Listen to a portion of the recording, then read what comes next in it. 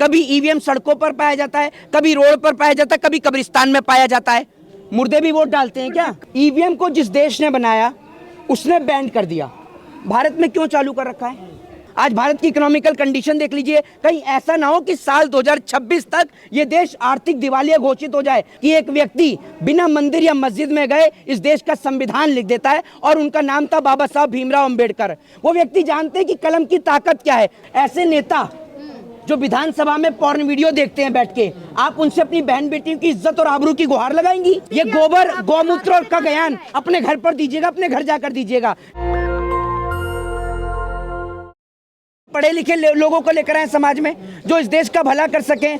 हम उन तमाम किसानों को, उन तमाम डॉक्टर्स को, इंजीनियर्स को, एडवोकेट्स को अपने देश की पार्लियामेंट में बिठाएं जो इस चीज को समझ सकें।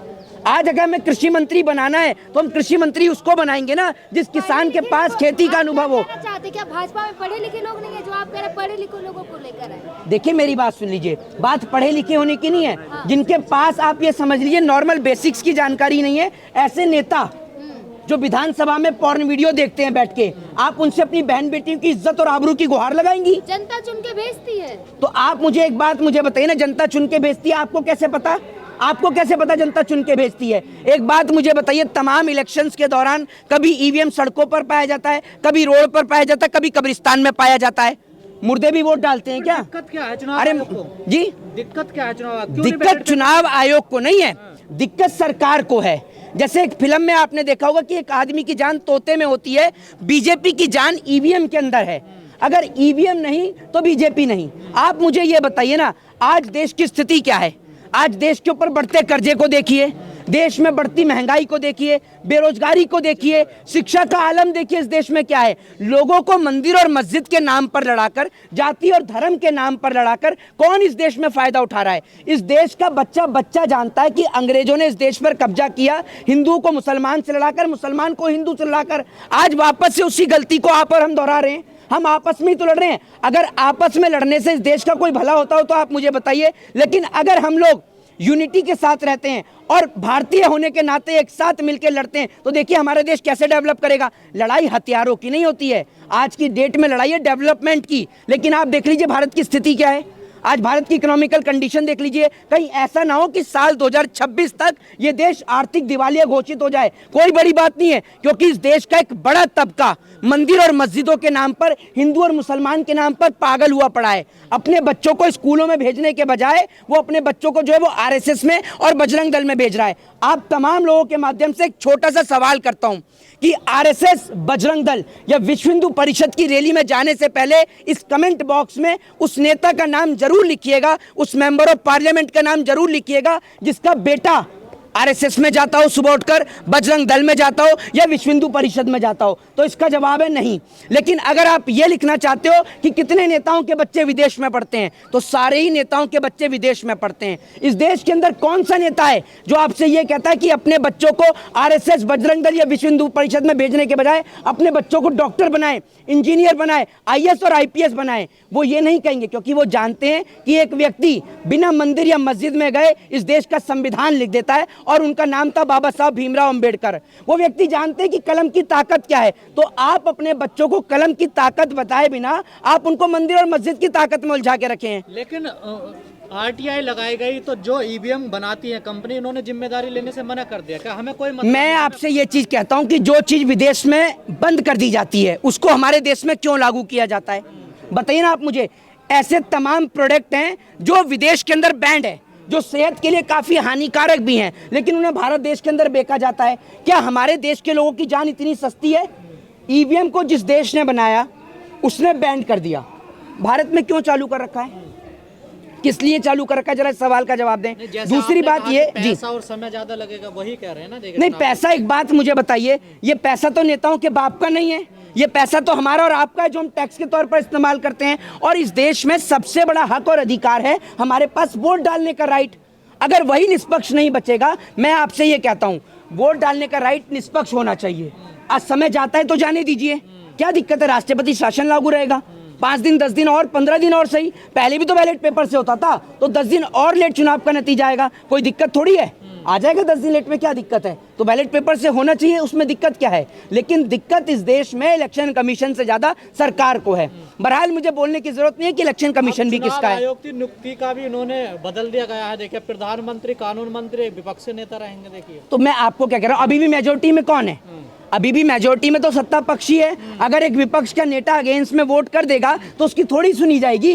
मेजोरिटी में तो अभी भी, अब मेजोरिटी तो अभी भी जो है वो गवर्नमेंट के पास में है। तो ये तो सिर्फ एक दिखाने वाली चीज है। बात ये है कि मैं आपसे पूछना चाहता हूं कि भारतीय जनता पार्टी के शासन में इस देश का कितना डेवलपमेंट हुआ जो बीजेपी की सरकार बनेगी? मैं आपसे पूछना चाहता हूं। अगर आप मंदिर को डेवलपमेंट समझते हैं तो भारतीय जनता पार्टी के सभी नेताओं के आवासों को तुड़वाकर सबके घरों पर मंदिर बनवा दिया जाए, हो जाएगा डेवलपमेंट? आप मुझे बताइए ना, अगर आप मंदिर और मस्जिद को डेवलपमेंट समझते हैं तो बीजेपी के तमाम नेता अपने बच्चों को बीसीसीआई से निकालें, हार्वर्ड से निकालें और तमाम बड़ी बड़ी विदेश की यूनिवर्सिटियों से निकाल के सबको आरएसएस, बजरंग दल और विश्व हिंदू परिषद में भर्ती करें, लेकिन ऐसा नहीं कर सकते जी। बिना ही बीजेपी जो है देख रहे हैं नीतीश कुमार को शामिल करके सरकार बना ले रही है। ईवीएम के बिना नहीं, नीतीश कुमार खुद इसलिए गए हैं। आप इस देश के अंदर अपने भ्रष्टाचार के अंदर नेताओं को शामिल करो।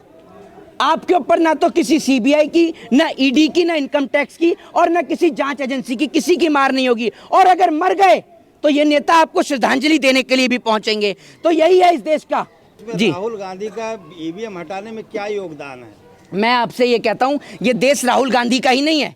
राहुल गांधी उठाए या ना उठाए, ये देश हमारा नहीं है क्या? हमारी भी तो इस देश के प्रति जिम्मेदारी है। और इस देश के बाबा साहब भीमराव अंबेडकर हमें भी इक्वल राइट देके गए हैं। हमारे पास वोट डालने का अधिकार है। हम उस वोट डालने के अधिकार में अगर हमारे साथ में किसी भी प्रकार का अगर आपको लगता है कि छल या कपट होगा तो हम तो उसका प्रयोग करेंगे ही अपने राइट्स का। कमीशन तो ये भी कहता है अगर आप कुछ बोलेंगे तो आप पे कार्रवाई की जाएगी। हाँ तो करो ना कार्रवाई, किसने मना करा है? इस देश के अंदर जो इस देश के लिए आवाज उठाई है जिसने, वही जेल गए हैं। अंग्रेजों के जूते चप्पल और तलवे चाटने वाले तो जेल से बाहर आ गए थे माफीनामे लिखकर। हम इस देश के अंदर भगत सिंह को मानने वाले लोग हैं। कमीशन ईवीएम लेकर गांव-गांव भी तो जा रहा है ना। हाँ तो आपके गांव पहुंचा क्या? कौन सा गांव है आपका? अरे मैं जवाब ही तो दे रहा हूँ। आप कह रही ना गांव जा रहा है, कौन से गांव जा रहा है? जरा 4 गांव के नाम गिनाओ। हैं? एमपी में गया है। आप एमपी की रहने वाली हैं, एमपी के कौन कौन सी जगह गए जरा बताओ। हैं? अरे चुनाव आयोग जन जागरूक अभियान चला तो रहा है ना, मैं आप क्या कहेंगे? नहीं, जन जागरूक अभियान क्या करा चलाएगा इलेक्शन बता रहे हैं कि ईवीएम कैसे काम करता है लोगों को अरे मैं ये कहता हूँ इलेक्शन कमीशन से, नहीं मैं इलेक्शन कमीशन से ये पूछना चाह रहा हूँ कि ईवीएम के पैर लग रहे हैं क्या? ये ईवीएम को भी रात को नींद में चलने की बीमारी है। जो ईवीएम अपने आप चल के कभी सड़कों पर निकल जाता है, कभी कब्रिस्तान में घुस जाता है, इसको भी नींद में चलने की बीमारी है क्या? इसके अंदर भी कोई आत्मा वात्मा घुस जाती है क्या? हैं? अरे जो सड़कों पर पकड़ा जा रहा है, अब कैसे दिखाऊं आपको लेके जाके दिखाऊं? आपने देखी नहीं वीडियो? बताइए ना आप मुझे, ये गूंगे हो जाते हैं। चुनाव होगा फिर आप कहेंगे पेटियां लेकर भाग गए, उसमें भी धांधली होगी।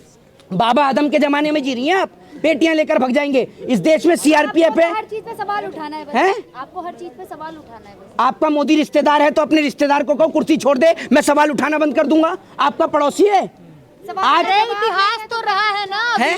इतिहास तो रहा है ना। किसका इतिहास रहा है? बैलेट पेपर की चोरी, बूथ की बूथ लूटी जाती थी, वही कहा जा रहा है कि फिर से वही होगा। आज तो देश का देश लूट रहा है, वो नहीं दिख रहा आपको? वो नहीं दिखेगा? हाथ में चश्मा लगा रखा है आपने। बैलेट पेपर की बात हो रही कि फिर वही दलील दी जा रही है तो कि ये कैसे होगा, मैं उसका आपसे ये कह रहा हूँ, मैं आपसे, अरे एक मिनट, मैं आपसे ये कह रहा हूँ, सॉल्यूशन बताइए। मैं आपसे ये कह रहा हूँ ना, कौन सा बैलेट पेपर उठ जाएगा? बैलेट बॉक्स जैसे स्ट्रांग रूम में ईवीएम कैद की जाती है, जिस जहाँ वोटिंग हो वही लॉक लगा के सील के साथ पैक कर देना चाहिए और हर पार्टी के लोग वहाँ बैठे ही रहते हैं। दिक्कत क्या है? दूसरी बात ये बीजेपी 400 पार है, 400 पार आ रही बीजेपी। आप लोग गुलामी करते हैं। आपको बेहतर पता होगा कि 400 आ रही है, 450 आ रही है, और कैसे आएगी? लोगों के पेट में खाने को राशन नहीं है। सोचा बीजेपी को पता कैसे चल जाती है 400 आ रही है, 350 आ रही है? जिसके घर में मशीन बन रही है, सब काम उनका हो रहा है तो उनका होगा ही। घर में थोड़ी मेरा चुनाव आयोग एक संस्था है इंडिपेंडेंट। आप अरे भैया इंडिपेंडेंट संस्था है, सबको पता है। अभी सवाल उठा दिए ना तो अभी मुकदमे ठोकते फिरेंगे। बहरहाल हम मुकदमे से डरते। मैं आपको एक बात कहना चाहता हूँ, अगर इतनी पार्टी की आंधी चल रही है तो डर क्या है?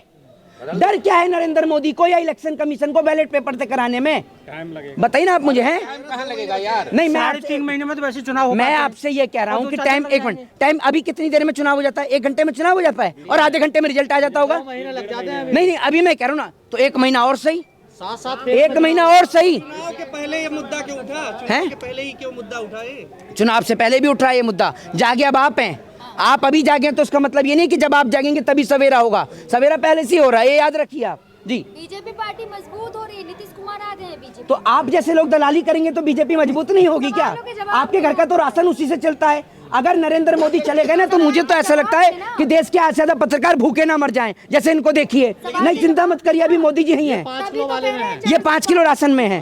हाँ, तभी तो कह रहे हैं 400 पार।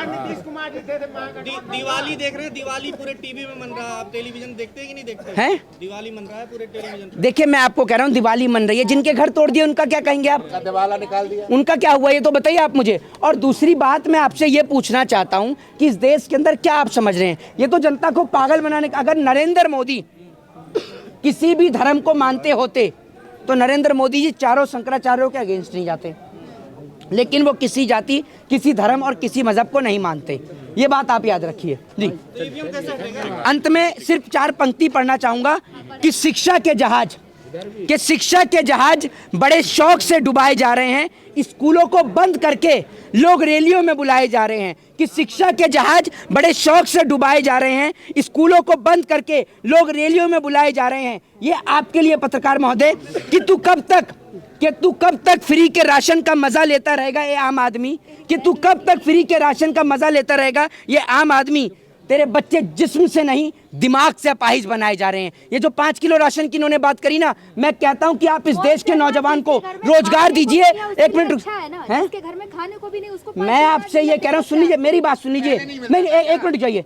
5 किलो राशन आप मुझे ये बताइए, उसकी कीमत 100, 200, 500 रुपए होगी। वो पकाएगा कैसे उसको? सिलेंडर तो 1100 का है। दिए थे ना। एक ही सिलेंडर कितने साल चलाओगी आप? हैं? भरवाएं कैसे? नाली में गैस डाल दें? नाली से गैस निकाल के? ये मूर्ख वाली बात ना। ये गोबर, गौमूत्र और का ज्ञान अपने घर पर दीजिएगा, अपने घर जाकर दीजिएगा। जय हिंद, जय भारत, वंदे मातरम। नेशनल दस्तक की आपसे गुजारिश है कि अगर इसको बचाना चाहते हैं तो नेशनल दस्तक को सब्सक्राइब करने के लिए रेड कलर के सब्सक्राइब बटन को दबाएं, फिर बेल आइकन की घंटी दबाएं। नेशनल दस्तक को बचाने के लिए बहुत जरूरी है कि हर खबर को शेयर करें, लाइक करें, कमेंट जरूर करें।